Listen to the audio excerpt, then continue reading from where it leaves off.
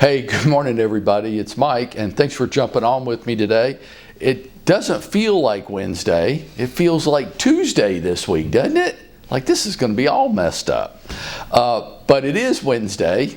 Because I'm here. That's because Rob's here. And Rob Hamilton, our marketing director, always joins me for these calls on Wednesday with what he basically is doing, folks, is he's holding me accountable. So he's going to bring up stuff that he's heard over the past week and make me explain what the hell I'm talking about. Because sometimes I don't do a really good job of it. So what's bugging you now? Okay, I was sitting here a few minutes ago while you guys were at practice, and this cat walked across the top of a wall out here. Yeah, the big yellow one? Yeah, the big yellow cat. And he's wet, he's dirty, but I'm sitting here thinking, that's the outdoor cat that lives around here. And you often talk about this whole indoor cat, outdoor cat thing. Mm-hmm. So what are you talking about? Oh, I love that cat. That cat's our mascot. Right? Here it is. And here's what I'm talking about. I think, now it's just my way of breaking the world down into two kinds of people, right? I mean, we all do this kind of thing. But, you know, in my time in Atlanta real estate, which has been over 3 decades now, I found this to be true. There's 2 types of agents. There's indoor cats and there's outdoor cats. Okay, so indoor cats, we know indoor cats, they're pretty. And they like to lay in the window and have people pet them, and they want food put in their crystal bowl, and they want a certain kind of food. If you don't put the right kind of food in their crystal bowl, they're not going to eat it. Right. And they're going to scream at you. And they're fairly moody and temperamental, and they're kind of spoiled. Mm-hmm. They want things their way, and it's the easy way. Yeah. Mm-hmm. That doesn't sound bad, does it? Not really. Like for you, wouldn't it be nice if you were like a kept man? You didn't have to get up and go to work every day, put up with me all day, 5 days a week. Oh, yeah. Live in a big house. Your wife is like a trust fund baby. Wouldn't that be great? Yes. That'd be great, wouldn't it? Yeah. You'd be entirely dependent on her. I don't like that part. You don't like that part? Because you'd have to behave in her interpretation of behave. Right. Okay. You'd have to be the Rob that she wants you to be pretty much all the time, and if you weren't, she'd kick you to the curb, and then you'd have to go to work for a living. Yeah. That's the problem with indoor cats. I mean, it sounds good, but they're really dependent on somebody else feeding them and housing them and caring for them all the time. Here's why I like that big yellow cat. He's an outdoor cat. That cat look hungry to you? No, he didn't. No. People might say, well, that poor cat, where's he sleep? I'm like, I don't know where he sleeps, and he doesn't want me to know where he sleeps, but he's figured it out. Right. He has a warm, dry place where he sleeps. That cat doesn't look hungry to you? No. No. Outside my office are 2 dumpsters, and in our parking lot is the busiest restaurant in town. Yeah. This is a smorgasbord for that cat. Yep. I think that cat's brilliant. Now, Rob, people would say to me, oh, the cat's eating out of the dumpster. I'm like, well, we're not talking about you, sweetie pie. We're talking about the cat. And to the cat would rather eat out of that restaurant's dumpster. The cat thinks that's pretty great. Oh, yeah. That cat isn't dependent on anybody, Rob. Yeah. Nobody. When that cat gets hungry, it kills a mouse and it eats. Yeah. It might not eat what you want to eat, but it eats what's good for it. That cat isn't hungry. That cat is dependent on nobody.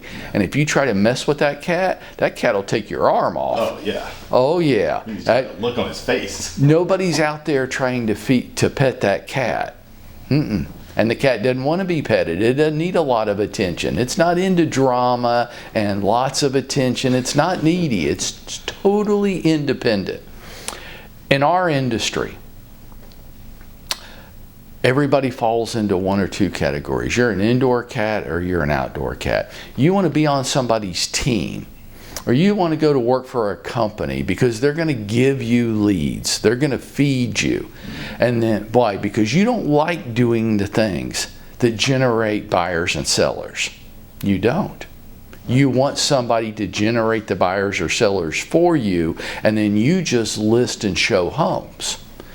That's fine. You're an indoor cat. you're never going to get paid. You're never going to get paid.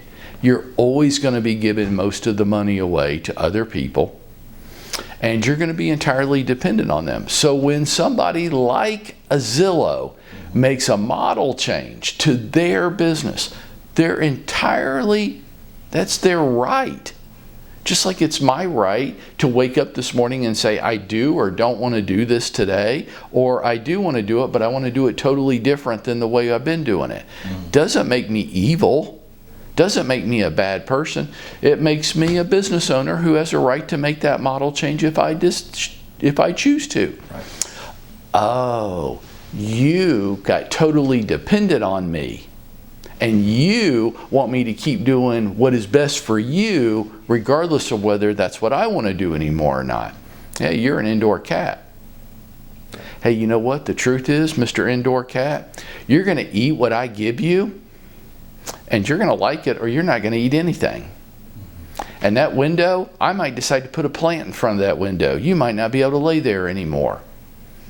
And you have no control over this stuff. You don't like that? Go be an outdoor cat. Outdoor cats in our industry, they're not buying leads from people. They'll generate their own business. You know, my other analogy for this, Rob, is lawyers. In the law field, they call them rainmakers. The lawyer, it's not the best lawyer. It's not the one that knows the most. It's not the one that can do the best research or is the best in the courtroom that gets paid in a law firm. That's not how it works. In a law firm, the lawyer that brings most of the clients into the law firm, he gets made a partner, she gets made a partner, and they get paid almost all of the money because you can hire anybody to do the other stuff. Yeah. Right?